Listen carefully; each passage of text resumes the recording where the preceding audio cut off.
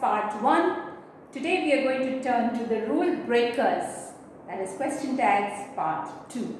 So there are some rules which are broken when you add a question tag. Okay? So when you see this sentence, when the subject is I am sitting next to you. It would have been am I, but no, it is not am I. It is not used in English. So you say, aren't I? I am sitting next to you. Aren't I? I am reading a book. Aren't I? So when the subject is I and in the present tense, continuous, I am sitting. So it changes to aren't I. I am sitting next to you, aren't I? Question mark. I am reading a book, aren't I? Okay, this is one example. What is the next example? The next example is when we are dealing with suggestions and imperatives. Okay, so when we talk about suggestions, something that we should do in the very near future. For example, let's go for a movie. Now, since this is a positive statement, ideally, your question tag should have been a negative question tag. But in the case of suggestions, it is, let's go for a movie. Shall we? Okay?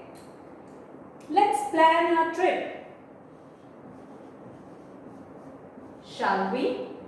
So for suggestions, even if the statement is positive, your question tag is also positive. Okay? So when there is a suggestion, something that should be done in the near future, you change your question tag is not a rival, it's a friend. So positive and positive. Okay? The same case with imperative voices. Imperative is when you are giving instructions, requests, orders, commands. So, close the door. Will you?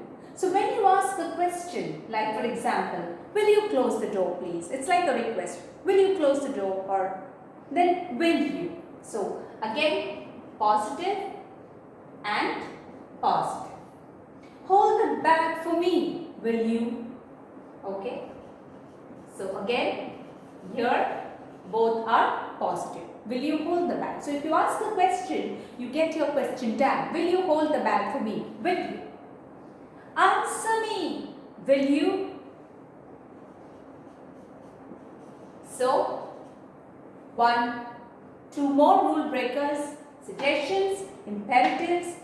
When the statement is positive, the question tag is also positive. Okay? Let's move to another rule break. Okay. Now what happens when to have is the main verb and not a helping verb?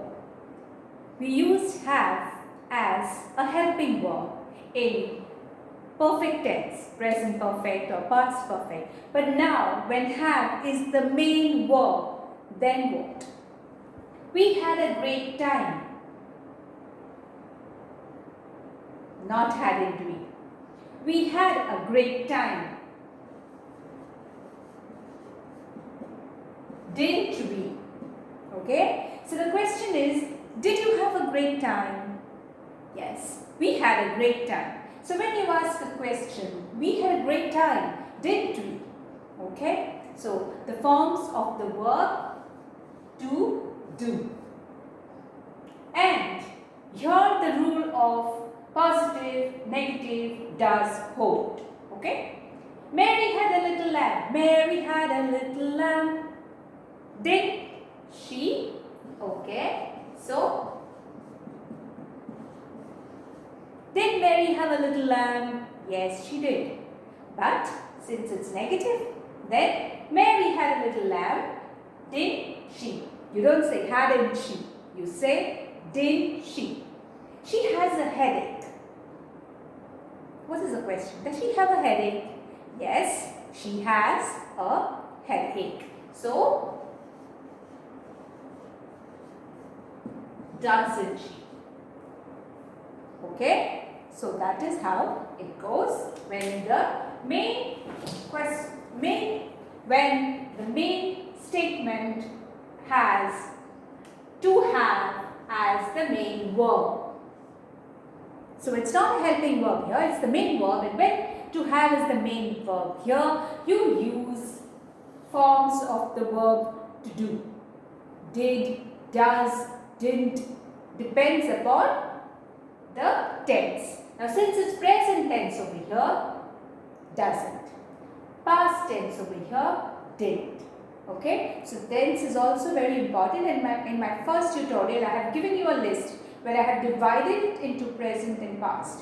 So it's easy for you to register. Okay, let's move on a little bit more. Okay, so what happens when the subject is nothing? Okay, so when the subject is nothing, for example, there's a statement, nothing ever goes right. What will you write? Now since the main verb here is goes and it's not a helping verb or an auxiliary, you have to write the forms of the verb do. As I told you in my first tutorial, when the main verb is not a helping verb, we always use forms of the verb to do. Okay? And since this is in the present tense, it will be does or doesn't. Okay? So, nothing ever goes right. Does it? Now, for nothing, the subject pronoun is always it.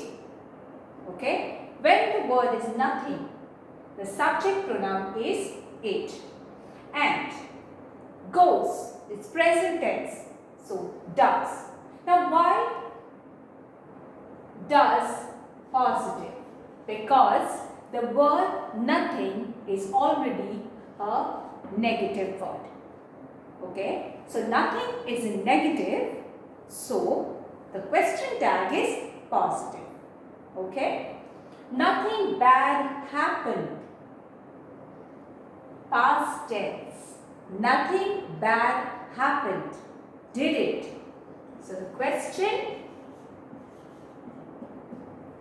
nothing bad happened. Did it?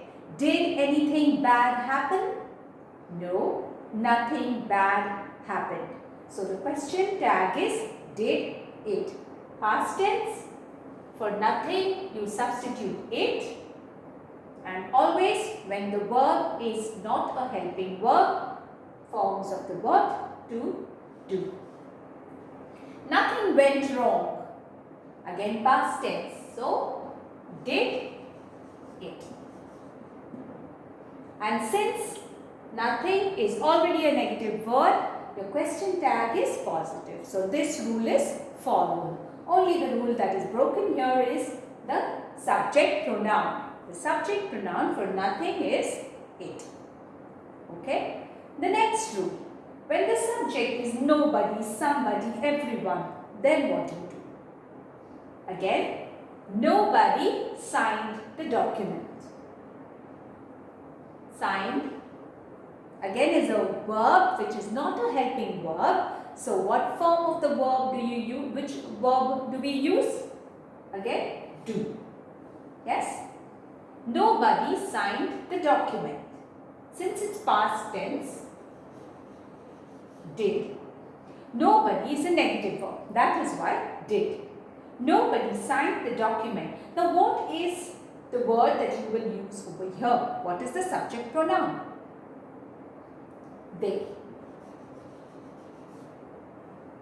Though nobody is a singular, now nobody is happy. We say everyone is happy. Everybody was. So it's a singular. It always takes a singular verb. But for a question tag, it always takes the plural, subject pronoun. So, nobody signed the document, did they? Everybody loves music. Loves. Again, a verb which is not a helping verb, so do form. Present tense, so does. Now since this is not a negative verb, everybody is not a negative verb, so negative. Everybody loves music, don't they? Okay, since they is always used for nobody, somebody, everyone, everybody, you take they. And doesn't will not go with they. You don't say doesn't they, don't they. Okay? Everyone ate hungrily. Ate is a verb which is not a helping verb or an auxiliary, so do. Everyone is a positive, so a negative question tag. Everyone ate hungrily. Past tense, so didn't they. Is that clear? Okay. So this is how some of the rule breakers work. I'm going to solve the exercises that I gave you in my last tutorial, that is question tags part 1. So let's see how you have done it. I'll show them to you and you can check your own answers, and I am giving you some more homework on the rule breakers. You have to do that